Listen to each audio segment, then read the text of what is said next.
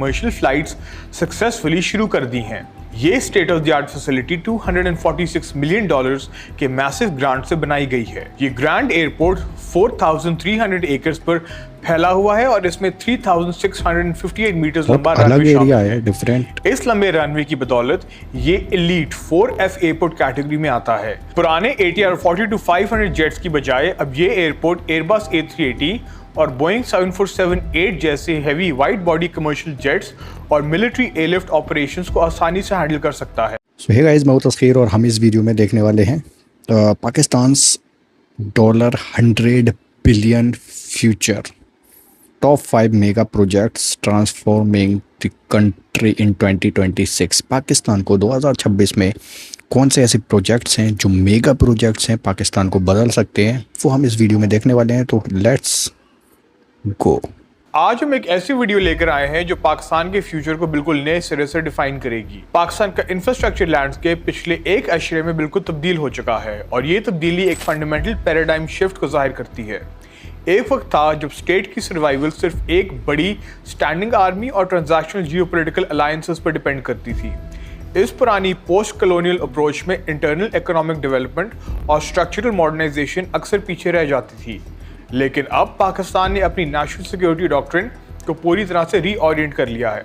National security policy 2022 से 2026 के मुताबिक पाकिस्तान अब ट्रेडिशनल जियो स्ट्रैटेजी से निकलकर जियो इकोनॉमिक्स की तरफ पिवट कर चुका है। ये अनप्रेसिडेंटेड पब्लिक डॉक्यूमेंट क्लेम करता है कि एक बड़ा नेशनल रिसोर्स पूल जरूरी है ताकि डिफेंस मैकेनिज्म्स को इफेक्टिवली सस्टेन किया जा सके। इस अप्रोच से मुल्क पुरानी गन्स वर्सेस बटर डिबेट से आगे निकल चुका है, यानी कि द चॉइस बिटवीन गन्स और वेपन्स या procurement of commodities, basic commodities. Pakistan को अब रीजनल और ग्लोबल इकोनॉमिक इंटरेस्ट का एक अजीम मेल्टिंग पॉट बनाया जा रहा है।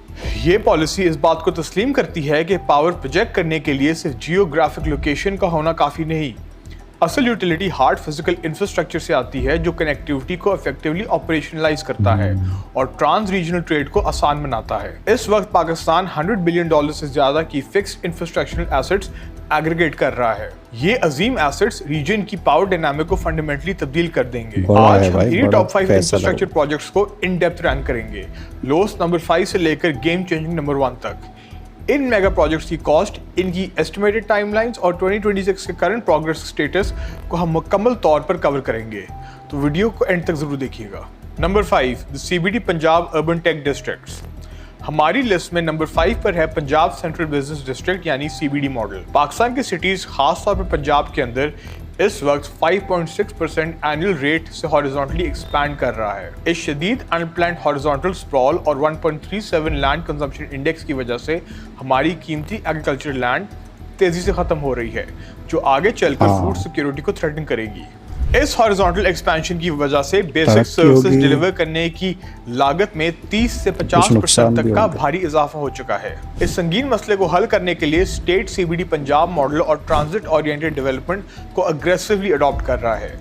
CBD पंजाब का फ्लैगशिप प्रोजेक्ट लाहौर में 800 एकड़ का CBD एनसेट सिटी IT डिस्ट्रिक्ट है। इस सक्सेस के बाद स्टेट इस मॉडल को रावलपिंडी, फैसलाबाद, गुजरांवाला और मुल्तान में तेजी से रेप्लिकेट कर रही है। ये वर्टिकल मॉडल लैंड यूज को डायरेक्ट ट्रांसपोर्टेशन प्लानिंग के साथ इंटीग्रेट करता है। इस बेहतरीन डिजाइन का मकसद मैस ट्रांजिट हब्स के 800 से 1000 मीटर रेडियस के अंदर हाई डेंसिटी मिक्स्ड यूज और पेडेस्ट्रियन फ्रेंडली कम्युनिटीज बनाना है। इन प्रोजेक्ट्स का अल्टीमेट गोल स्प्रॉलिंग और एनर्जी एफिशिएंट सिटीज को कॉम्पैक्ट इकोनॉमिक इंजन में तब्दील करना है। इस मॉडल की बदौलत मुल्क का डेली कम्यूटर ट्रैफिक कम होगा, जिससे फ्यूल इंपोर्ट बिल और बैलेंस ऑफ पेमेंट्स क्राइसिस में रिलीफ मिलेगा। द कॉस्ट, इस मेगा प्रोजेक्ट की total expected investment practically multiple trillion PKR में है। Status and timeline, current progress की बात करें तो 2026 के दौरान इन मेगा साइट्स पर लैंड डेवलपमेंट और बेसिक इंफ्रास्ट्रक्चर का काम इंतहाई तेजी से जारी है। ये IT और कमर्शियल जोन्स मुकम्मल तौर पर एक्टिव होने के करीब हैं और ऑलरेडी तेजी से ग्लोबल IT इन्वेस्टमेंट्स और फॉरेन डायरेक्ट इन्वेस्टमेंट को अट्रैक्ट कर रहे हैं। नंबर 4, हकला डिया खान मोटरवे। ये मॉन्यूमेंटल प्रोजेक्ट CPEC रोड की नेटवर्क की वेस्टर्न अलाइनमेंट का सबसे अहम हिस्सा है। ये एक मैसिव 292 किलोमीटर लंबा 4 लेन मोटरवे है। ये रूट नॉर्दर्न नोड्स को डायरेक्ट सदर्न खैबर पख्तूनख्वा और नॉर्दर्न बलोचिस्तान के रगड टेरेन्स के साथ जोड़ता है। इस रूट की असल स्ट्रेटेजिक सिग्निफिकेंस सिर्फ कमर्शियल नहीं बल्कि इसके सिक्योरिटी डेवलपमेंट नेक्सस में छुपी है। हिस्टोरिकली इन पेरिफेरल जोन्स में स्टेट इंफ्रास्ट्रक्चर की शदीद कमी थी, जिसने एक वैक्यूम क्रिएट किया हुआ था। इस इंफ्रास्ट्रक्चर वैक्यूम का फायदा उठाकर मिलिट्री नेटवर्क्स और स्मगलिंग कार्टेल्स इन इलाकों में इंप्यूनिटी के साथ ऑपरेट करते थे। लेकिन इस मुश्किल टेरेन में ऐसी हार्ड इंफ्रास्ट्रक्चर बनने से स्टेट अब rapid law enforcement responses execute कर सकता है। इस रूट पर लोकलाइज्ड इकोनॉमिक जोन्स सीड किए जा रहे हैं ताकि मार्जिनलाइज कम्युनिटीज को सोशियो इकोनॉमिक डिविडेंड्स दिए जाएं और उन्हें 21वीं सेंचुरी की मॉडर्न इकोनॉमी में इंटीग्रेट किया जाए। हालांकि ये एक सिक्योरिटी चैलेंज भी है, क्योंकि इंसर्जिंग ग्रुप्स इस इंफ्रास्ट्रक्चर को परसीव्ड एक्सटर्नल एक्सट्रैक्शन का सिंबल समझकर टारगेट करते हैं। इसलिए ये नेटवर्क एक हाईली कंटेस्टेड फ्रंटलाइन बन चुका है, जिससे मुसलसल प्रोटेक्शन और पॉलिटिकल एंगेजमेंट की जरूरत है ताकि इसका फुल मल्टीप्लायर इफेक्ट हासिल हो सके। The cost. इस मोटरवे की बेस कंस्ट्रक्शन कॉस्ट तकरीबन PKR 122 बिलियन आई थी। Status and timeline. Current status ये है कि ये मोटरवे फिजिकली मुकम्मल तौर पर कंप्लीटेड और नेशनल ग्रिड के साथ फुली इंटीग्रेटेड है। नंबर 3, द ड्यामर बादशाह डैम। पाकिस्तान की नेशनल कॉम्प्रिहेंसिव पावर उस वक्त तक कैप्ट रहेगी जब तक मुल्क के पास अपनी एनर्जी सॉवरेनिटी ना हो। Pakistan historically imported fossil fuels पर डिपेंड करता रहा है, जिसने मुल्क को global price shocks, severe balance of payments crisis और पावर सेक्टर में क्रिपलिंग सर्कुलर डेट से एक्सपोज किया है। अब स्टेट इस डिपेंडेंसी को खत्म करके indigenous water food power nexus की लोकलाइजेशन पर शिफ्ट हो रही है। ड्यामर बादशाह dam strategically sensitive northern regions यानी खैबर पख्तूनख्वा और गिलगित बल्तिस्तान के बॉर्डर पर कायम किया जा रहा है। जब ये डैम कंप्लीट होगा तो ये 272 मीटर्स की बुलंदी के साथ दुनिया का सबसे ऊंचा रोलर कंपैक्टेड कंक्रीट यानी कि RCC डैम बन जाएगा। ये इंजीनियरिंग मार्वल 4500 मेगावाट्स की क्लीन इलेक्ट्रिसिटी हर साल जनरेट करेगा। इसके अलावा ये डैम 8.1 मिलियन एकड़ फीट की ग्रॉस वाटर स्टोरेज कैपेसिटी भी प्रोवाइड करेगा। ये immense water storage climate change और ड्रॉट और ऑल्टर्ड मॉनसून पैटर्न्स के खिलाफ एक बेहद क्रिटिकल हाइड्रोलॉजिकल बफर के तौर पर काम करेगी। क्लाइमेटोलॉजिकल मॉडल जाहिर करते हैं कि सिर्फ 1 डिग्री सेल्सियस टेम्परेचर बढ़ने से डोमेस्टिक इलेक्ट्रिसिटी डिमांड में सीधा 8.5% इजाफा होता है, जबकि एग्रीकल्चरल यील्ड्स कम हो जाती हैं। ड्यामर बादशाह डैम इन मसाइल को हल करेगा, डाउनस्ट्रीम एग्रीकल्चरल आउटपुट को सिक्योर करेगा और नेशनल फूड सप्लाई चेन्स को महफूज बनाएगा। इस इंडिजिनस पावर की वजह से मुल्क अर्ली हार्वेस्ट फेज के इंपोर्टेड कोल प्लांट्स को रिटायर कर सकता है, जिससे स्टेट $5 बिलियन की कैपेसिटी पेमेंट्स बचा सकती है और 38 मिलियन टन कार्बन एमिशंस खत्म कर सकती है। मोहम्मद डैम भी इस मिशन में शामिल है, जो ग्रिड को स्टेबलाइज करेगा और फ्लड डैमेज को मिटिगेट करेगा। The cost. इस मेगा स्ट्रक्चर की एस्टिमेटेड कॉस्ट तकरीबन $14 बिलियन है। Status and timeline. Current status के मुताबिक साइट पर हेवी एक्सकवेशन का काम सब्सटैंशियली कंप्लीट हो चुका है। वापडा की टाइमलाइंस के तहत इस मेन डैम की RCC वर्क्स अर्ली 2026 में फॉर्मली स्टार्ट हो गए हैं और इसकी ऑपरेशनल कंप्लीशन 2028 के लिए स्ट्रिक्टली टारगेट की गई है। Number 2, the Gwadar deep sea port and new international airport. Number 2 spot पर आती है मकरान कोस्ट की ग्रैंड डेवलपमेंट, खासतौर पर गवादर डीप सी पोर्ट और new Gwadar international airport. Nicholas Spykman की जियोपॉलिटिक्स पर मबनी रिमलन थ्योरी बिल्कुल वाज़े करती है कि यूरेशिया की मैरीटाइम पेरिफेरीज को कंट्रोल करना ग्लोबल पावर प्रोजेक्ट करने के लिए सबसे अहम है। न्यू गवादर इंटरनेशनल एयरपोर्ट को रिसेंटली अक्टूबर 2024 में फॉर्मली इनॉग्रेट किया गया था और इसने जनवरी 2025 में कमर्शियल फ्लाइट्स सक्सेसफुली शुरू कर दी हैं।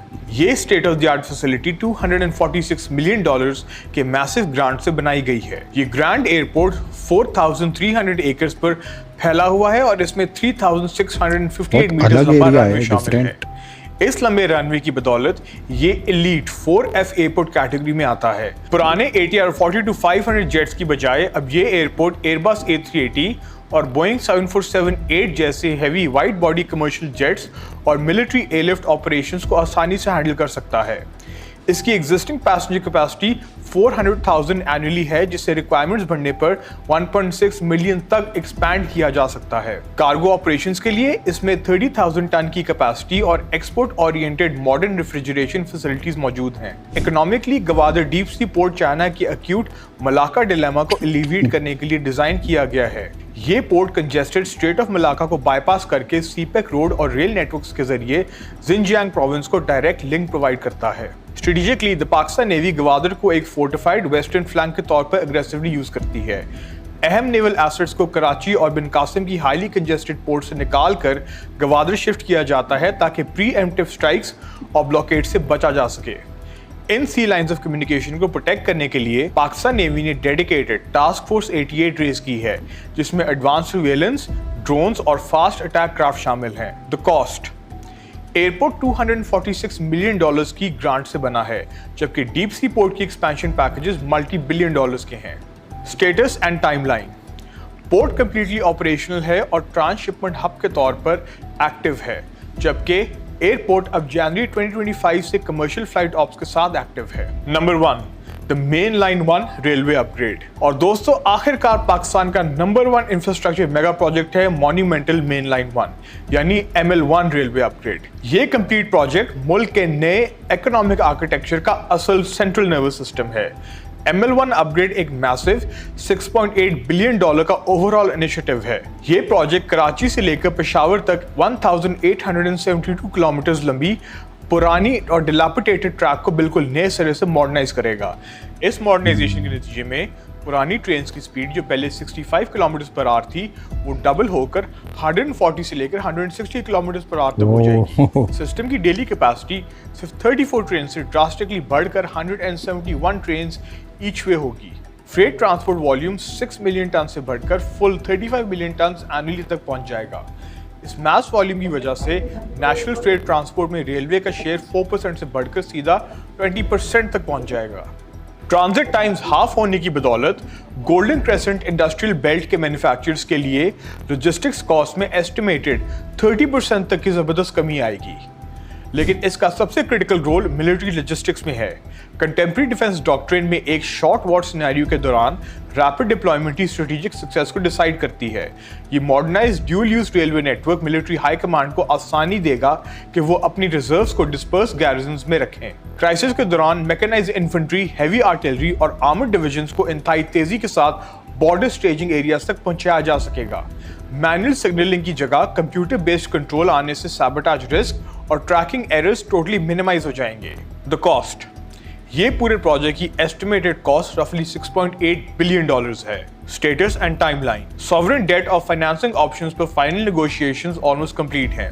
ऑल्टरनेट डोमेस्टिक बॉन्ड्स और पब्लिक प्राइवेट पार्टनरशिप मॉडल्स भी एक्सप्लोर किए जा रहे हैं। एक्सपेक्टेड है कि इंफ्रास्ट्रक्चर ग्राउंडवर्क 2026 में रैपिडली प्रोसीड करेगा और इस टोटल प्रोजेक्ट की एस्टिमेटेड टाइमलाइन कंप्लीट होने में तकरीबन 9 साल लगेंगे।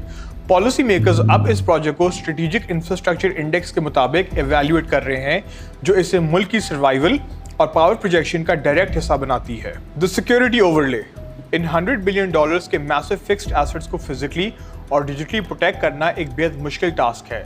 हॉस्टाइल एक्टर्स और नॉन स्टेट नेटवर्क्स इन एसेट्स पर अटैक करके मुल्क का सिक्योरिटी प्रीमियम बढ़ाना चाहते हैं। इस मैसिव ग्रिड की फिजिकल सेफ्टी के लिए पाकिस्तान आर्मी ने special 34th light infantry division deploy की हुई है। इस एलीट डिवीजन में 15,000 से ज्यादा हाईली ट्रेन्ड मिलिट्री पर्सनल शामिल हैं जो फिजिकल नोड्स को सेफगार्ड करते हैं। डिजिटल फ्रंट पर भी चैलेंजेस खतरनाक हैं। Supervisory control and data acquisition और ICS सिस्टम से मबनी एनर्जी नेटवर्क्स को advance persistent threats, denial of digital services attacks और रैंसमवेयर का खतरा होता है। इसको परमानेंटली काउंटर करने के लिए NTDC ने SCADA 3 मॉडर्नाइजेशन प्रोजेक्ट तेजी से आगे बढ़ाया है। फरवरी 2025 में इस मॉडर्न SCADA सिस्टम को national power control centre Islamabad में एक्टिवेट कर दिया गया है। ये फ्रेमवर्क 3600 किलोमीटर लंबा ऑप्टिकल ग्राउंड वायर यूज करता है ताकि मिलिट्री और सिविलियन ग्रिड्स को डेटा रिडंडेंसी मिल सके। इसके अलावा digital silk road, PEACE cable और China Pakistan fibre optic project से मुल्क डेटा सॉवरेनिटी अचीव कर रहा है। तो ये थे वो top 5 absolute game changing infrastructure projects. ये इंफ्रास्ट्रक्चर अब सिर्फ सिविलियन एसेट्स नहीं बल्कि स्टेट सर्वाइवल की प्राइमरी आर्टरीज बन चुका है। आपके ख्याल में इन मेगा प्रोजेक्ट्स में से कौन सा प्रोजेक्ट फ्यूचर में सबसे हैवी इम्पैक्ट देगा? नीचे कमेंट्स में अपनी ओपिनियन जरूर बताएं। अगर आपको ये डीप डाइव पसंद आई तो वीडियो को लाइक करें और चैनल को सब्सक्राइब करना मत भूलिएगा। Until next time, stay curious. Alright guys, तो मुझे तो भाई ये सारे के सारे प्रोजेक्ट्स ऐसे लग रहे हैं कि भाई बहुत ही एडवांस उस पर जाने वाला है पाकिस्तान। एंड पाकिस्तान बहुत कुछ मतलब हर प्रोजेक्ट के पीछे आपको नज़र आएगा कि बहुत सारी प्लानिंग है, चाहे वो स्ट्रक्चर को स्टेबल बनाना हो और शहरों में जो मतलब फूड क्राइसिस आ सकता है उसके ऊपर भी नज़र रखी हुई है। उसके अलावा पाकिस्तान में ऐसे ऐसे प्रोजेक्ट्स हैं, बिल्कुल वीराने में एक वो एयरपोर्ट आपने देखा, तो वहाँ पर वो मिलिट्री के यूज़ में भी आएगा और वैसे भी यूज़ में आएगा। एंड लास्ट वाला प्रोजेक्ट इन्होंने बताया बहुत लंबा है, बहुत साल लग सकते हैं उसमें, लेकिन गेम चेंजिंग प्रोजेक्ट्स में से एक है भाई वो। और मिलिट्री पावर एंड सिक्योरिटी, इन सारी चीज़ों को बेस बनाकर माइंड में रखकर ये सारे प्रोजेक्ट्स को तैयार किया जा रहा है पाकिस्तान के अंदर। एंड बहुत ही आ, अलग तरीके से पाकिस्तान इन पर रिस्पॉन्ड कर रहा है एंड बहुत स्पीड से मुझे लग रहा है कि ये इसके एडवांसमेंट की तरफ जा रहा है। पाकिस्तान स्टेबली खड़े होकर हर चीज़ पर नज़र रख सकता है, इंटरनल थ्रेट, एक्सटर्नल थ्रेट, अपने वर्क फ्लो जो कंट्री को मूव करता है पूरे चलाने रखने के लिए, उस सारी चीज़ में उस सारे निज़ाम को चलाने के लिए काफ़ी हेल्पफुल ये प्रोजेक्ट्स होने वाले हैं। तो बहुत बड़े मेगा प्रोजेक्ट्स हैं ये, जो पावर देंगे, बिजली बनाएंगे, इकोनॉमी को स्टेबल करेंगे, पैसा देंगे और खुद को सेल्फ डिपेंडेंट भी बनाएंगे पाकिस्तान को। तो अमेजिंग प्रोजेक्ट्स थे। का लाइक शेयर सब्सक्राइब ज़रूर करना। Bye bye, take care.